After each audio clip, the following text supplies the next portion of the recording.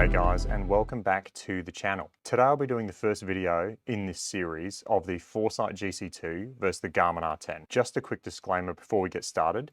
This is my own personal experience with these two units. Your results may vary depending on your environment in which you have your setup. So like I said, this will be the first video in this series.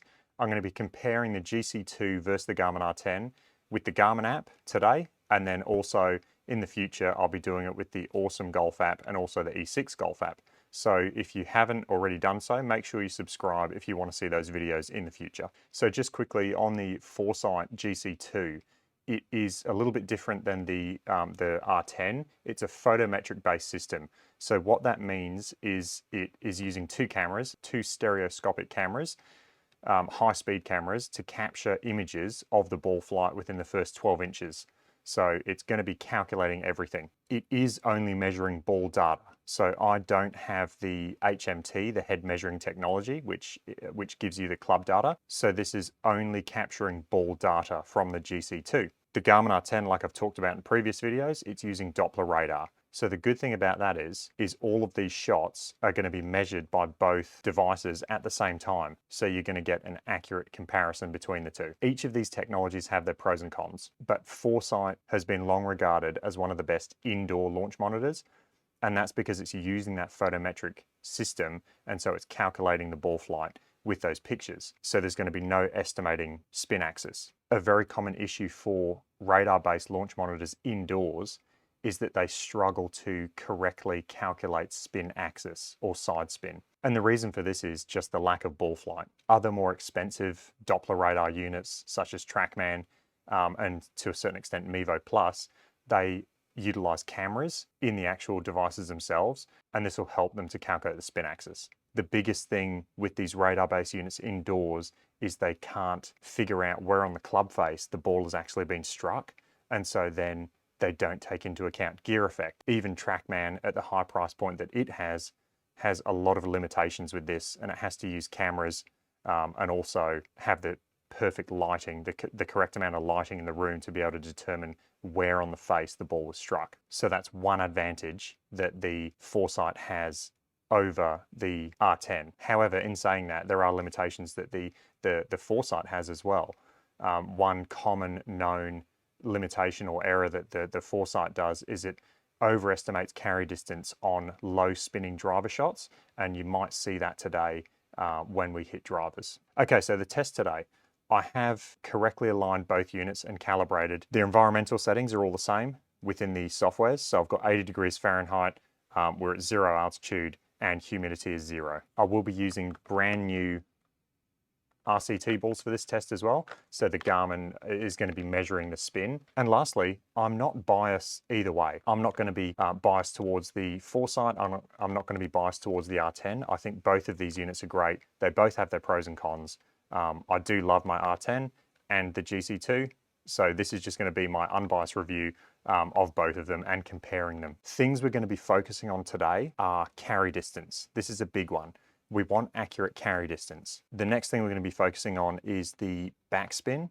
So with the RCTs, the Garmin should be very good at calculating the backspin. And then finally, we're going to be focused on spin axis, which will give us shot shape. So I think this is going to be the biggest difference between the two units is the actual shot shape they produce. Or the spin axis that they produce. And this is where the Foresight's going to have that massive advantage over the R10 because it's going to be calculating that spin axis rather than estimating it. The Garmin does do a very good job at this. However, this is the one limitation or downfall of all radar-based units indoors is the correct calculation of spin axis. So this is where photometric-based systems such as Foresight or Unicore have a massive advantage over the radar-based units indoors. All right, so the test I'm going to try and give a spread of everything. So I'm going to be hitting a couple of chip shots to start off with, and then a couple of pitch shots. Then I'm going to hit some pitching wedges, 7-iron, 4-iron, and then finally driver. So without further ado, let's get started hitting some shots. Okay guys, we're out here at the range. I've done a few test shots just to make sure everything works. I've got RCT balls. Let's get started with these chip shots. I'm going to look to carry these around that 6 to 10 yards. Okay, so that was 8 yard carry on the Foresight with 2500 RPM. We had 9 yards carry on the Garmin with 2500 RPM. So pretty accurate. Okay, another one there. 9 yard carry with 3200 RPM on the Foresight, 8 yards carry, 3200 RPM on the Garmin. Do one more chip shot and then we will get into pitch shots.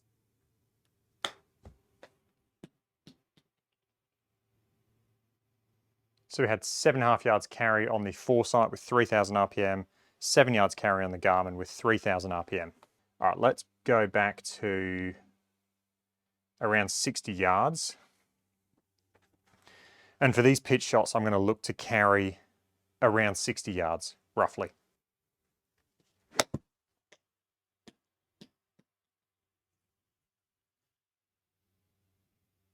Okay, so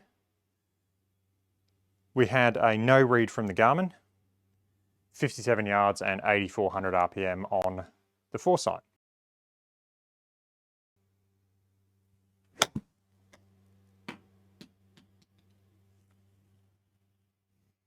Okay, we had both of them read that time. So 61 yard carry with 8500 RPM on the Foresight, 57 yard carry with 8500 RPM on the Garmin. The Garmin had that fading, the Foresight had that slightly drawing. So a couple of discrepancies on that first pitch shot.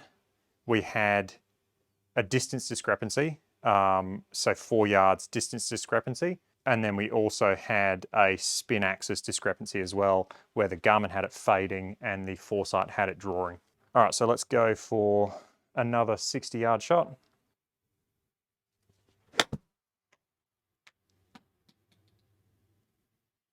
Okay, so a little long, 65 yards. So Foresight had it 65 yards, 8900 spin, and Garmin had it 62 yards, 8800 spin. Spin axis, again, the Garmin had it slightly fading and the Foresight had it slightly drawing. So a little bit of a discrepancy there. And let's go for one more.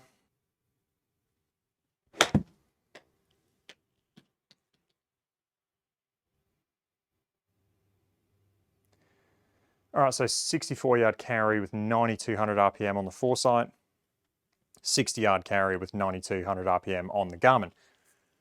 Slight distance discrepancy again of 4 yards, and the spin axis Foresight was pretty much straight, maybe a slight draw, so 64 RPM to the left, and the Garmin had it fading again. Okay, let's go to pitching wedge now. So pitching wedge for me is about 136 yards carry.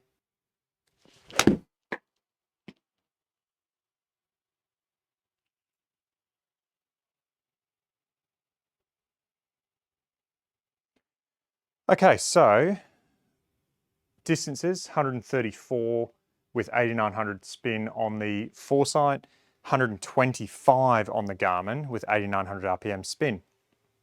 So we're seeing quite a large distance discrepancy now with the carry distances.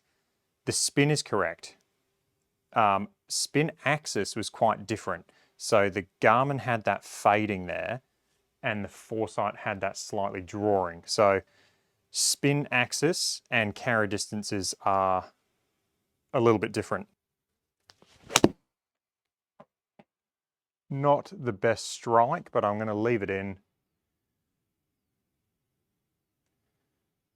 So on that shot there, we had 129 carry on the Foresight with 9100 RPM. On the Garmin, we had it 120 with 9100 RPM. So we're seeing a drop off of 9 to 10 yards with pitching wedge on the Garmin. Spin axis, both of them had a slight draw there.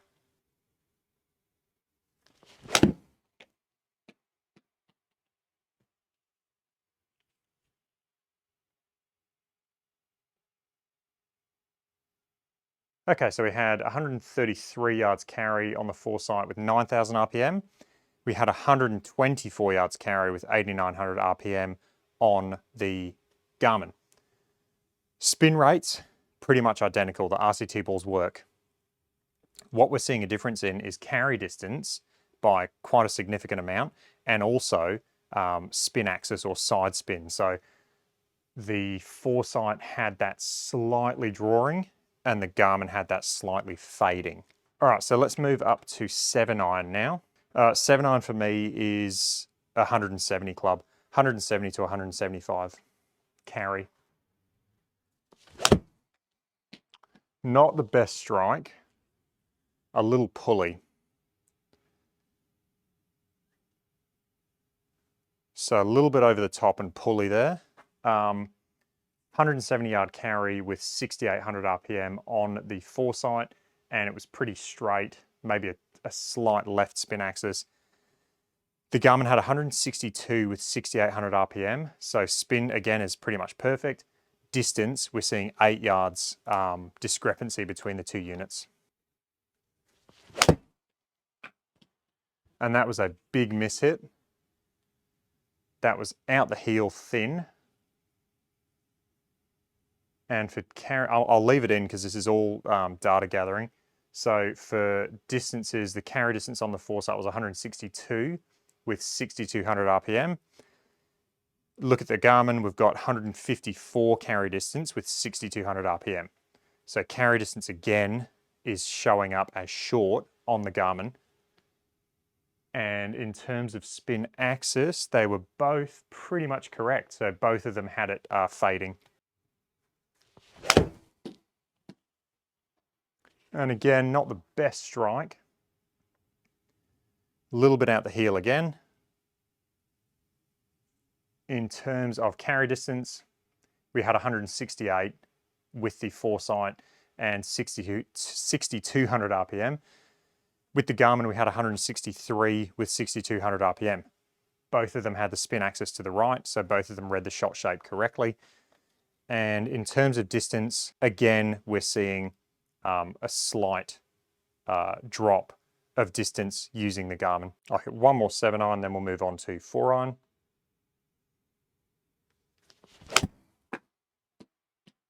Better strike there.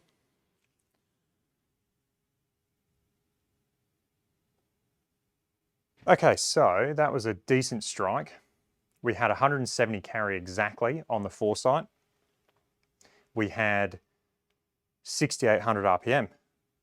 On the Garmin, we had 162 with 6,700 RPM. So we're losing 8 yards again on the Garmin.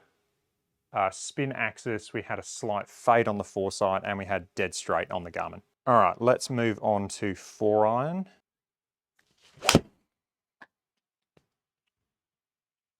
And that's got that fading a bit on the Foresight. Okay, so in terms of carry distance, we had 201 on the Foresight with 4,900 RPM. Shot shape was a significant fade. On the Garmin, we're seeing 194 carry with 4,900 RPM, and the shot shape again was significantly to the right. So they both read the same spin and shot shape. However, the distance on the Garmin is short again. So what I'm noticing so far in this test, and we're only about halfway through, is the Garmin app is definitely showing a shorter carry distance using the RCT golf balls. The spin's correct, but the carry distance is short. And what I'm wondering now is if I was to switch to a regular Pro V1, which is what I play with most of the time, would the carry distances then be correct or in line with the Foresight? I feel like there's a lot more testing to come. All right, let's keep going. So I've got a couple more 4-irons and then we'll move into driver.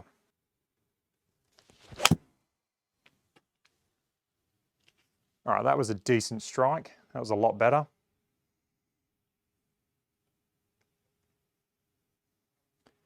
Okay, so we had 212 carry with 4,100 RPM on the Foresight. On the Garmin, we had 205 carry with, again, roughly, 4090, so 4,100 RPM. Shot shape, the Garmin had that fading, and shot shape, the Foresight had that slightly drawing. And again, that was a decent strike. pretty much identical shot to the last one.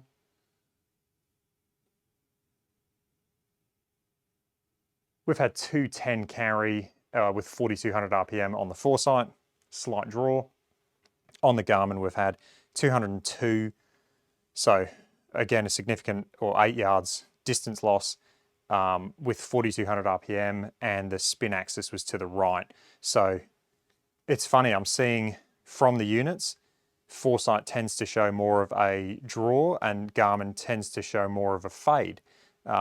Me personally, anyone who's ever played golf with me, I do tend to hit draws on course. That's just my natural shot shape tends to be more of a draw, and I'm always trying to work on fading the golf ball or neutralizing my flight out to straight. Okay, let's move on to driver now.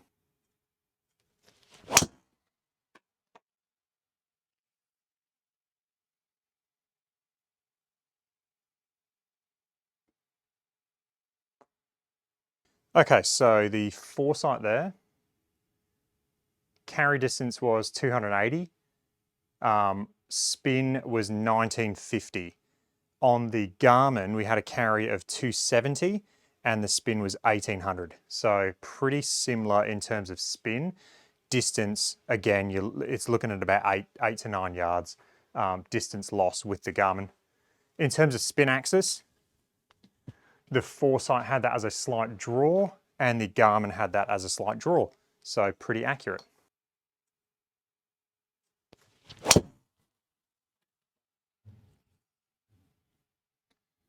Okay, another good one there.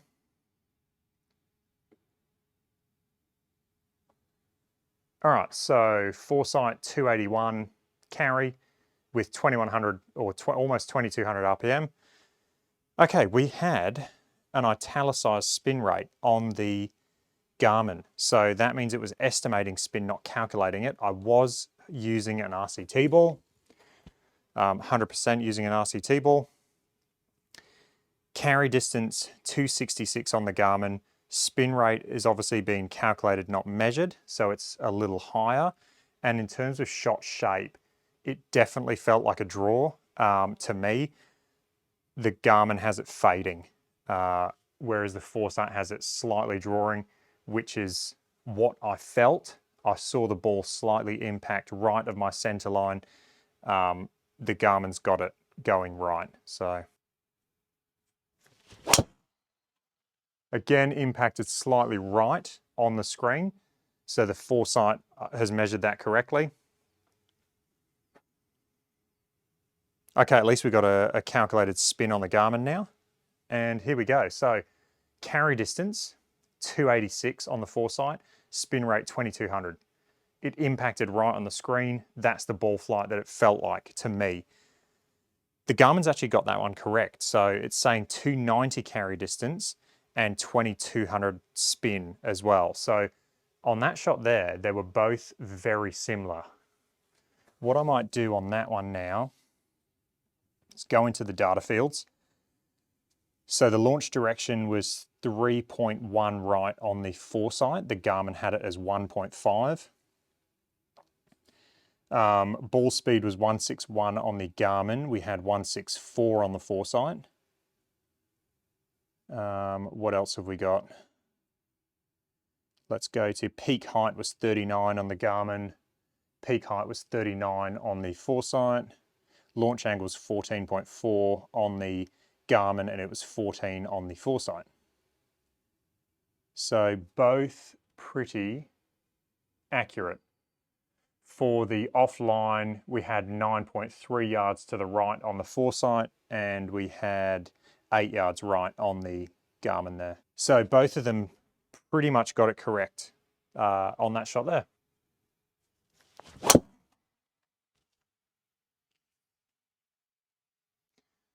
Okay, so a little high on the face on that shot.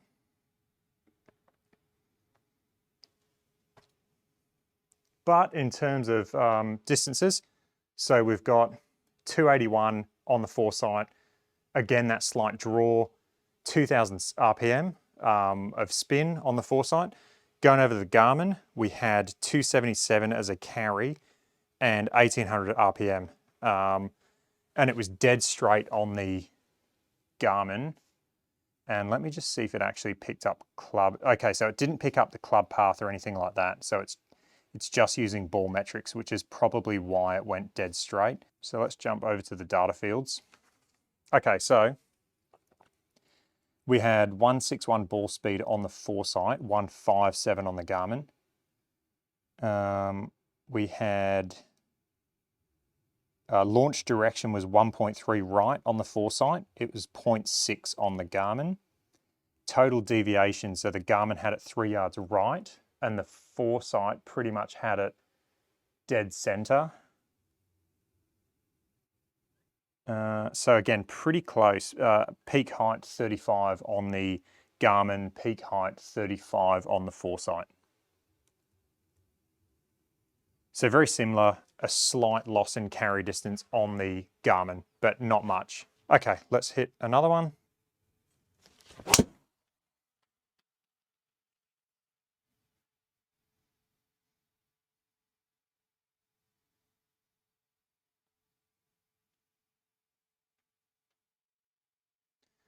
We had 285 carry on the Foresight with 2400 RPM. We had 280 carry with 23.500 RPM on the Garmin.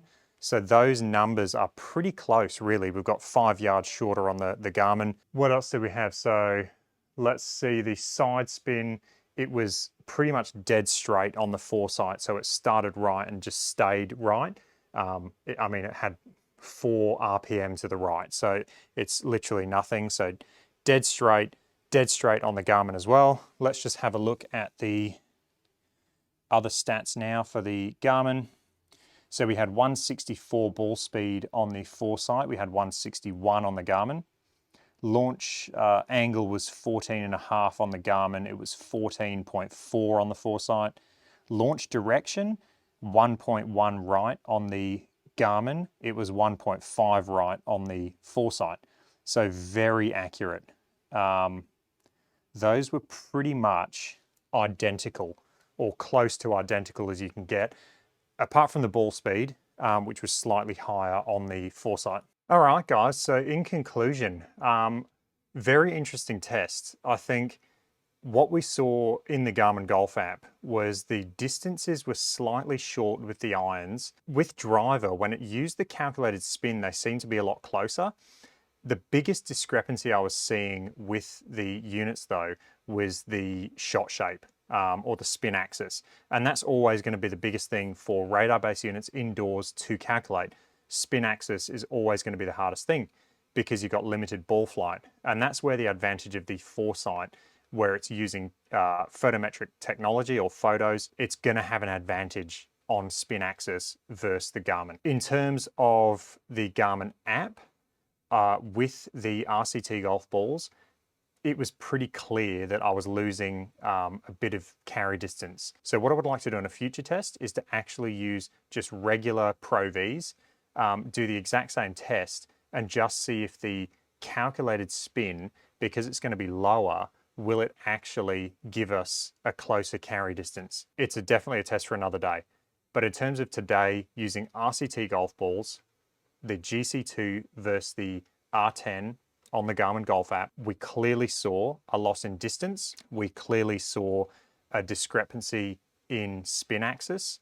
And we clearly saw that the RCT golf balls are very good at calculating spin with the unit. In a future video, I'm going to be testing the Awesome Golf app and the E6 Golf app. I'm really excited to test the Awesome Golf app because I think we're going to see better distances from that app. If you like this video, let me know. If you got any comments or questions, let me know, and stay tuned. If you haven't done so already, make sure you do subscribe because I've got those other videos coming up that you probably don't want to miss, and I will catch you guys in the next one. Cheers.